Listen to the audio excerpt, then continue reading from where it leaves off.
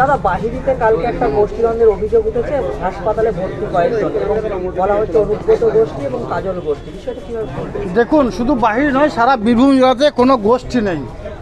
বীরভূম জেলাতে যে গোষ্ঠী আছে সেটা হচ্ছে একটাই গোষ্ঠী, মমতা বন্দ্যোপাধ্যায় গোষ্ঠী, অভিষেক বন্দ্যোপাধ্যায় গোষ্ঠী।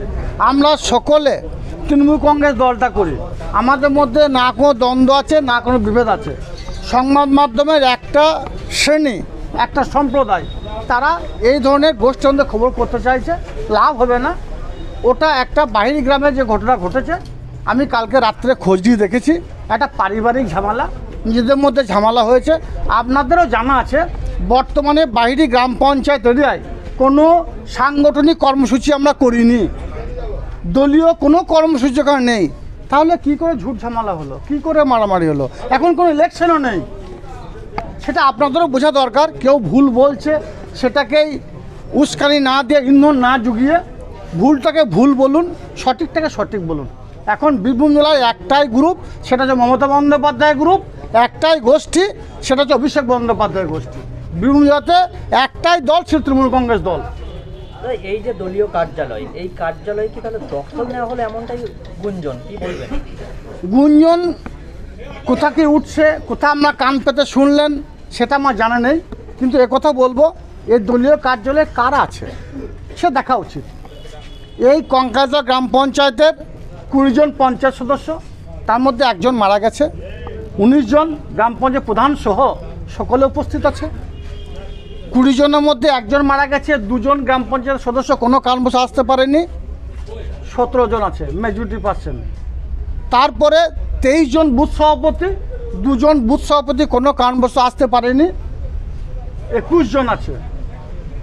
এখানকার বিধায়ক সাহেব স্বয়ং আছেন, বোলপুর শ্রীনিকেতন ব্লক পড়ছে এটা, বোলপুর শ্রীনিকেতন ব্লকের ব্লক সভাপতি, পঞ্চায়েত সমিতির সভাপতি উনি আছেন।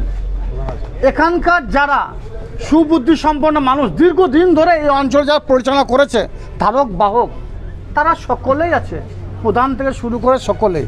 এরপর দখল কী করে বলছেন? দখল তো এদেরই ছিল, তারাই আছে।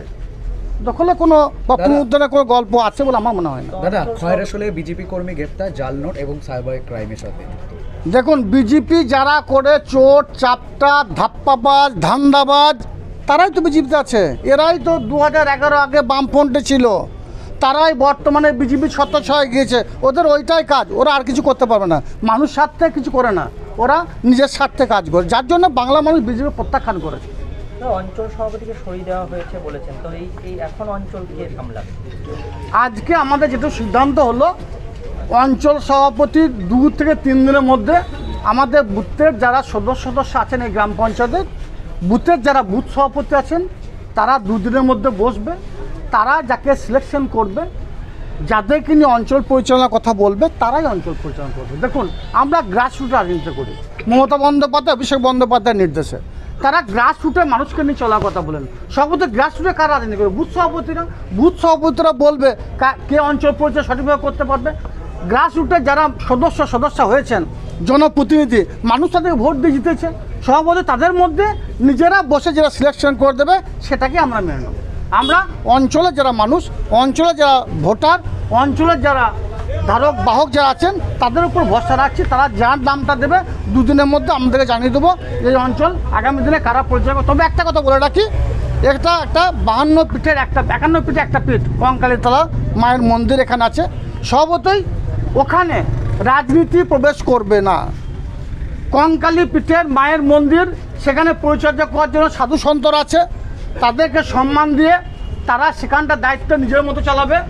আমরা পলিটিক্যালভাবে সেখানে ইনভলভ হব না, কিন্তু বিধায়ক সাহেব থেকে শুরু করে পঞ্চায়েত সভাপতি শুরু করে আমাদের প্রধান ম্যাডাম সকলে এখানে উপস্থিত আছে।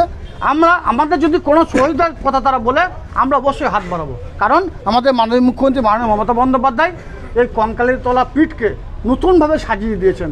2011 থেকে এখনকার কঙ্কালী পীঠ অনেক পরিবর্তন হয়েছে। সর্বতই ওদের সব দিক দিয়ে সহযোগিতা করবো আমরা, কিন্তু কঙ্কালী পীঠে কোনো দিক দিয়ে আমরা কোনো হস্তক্ষেপ করবো না, রাজনীতির দিক দিয়ে।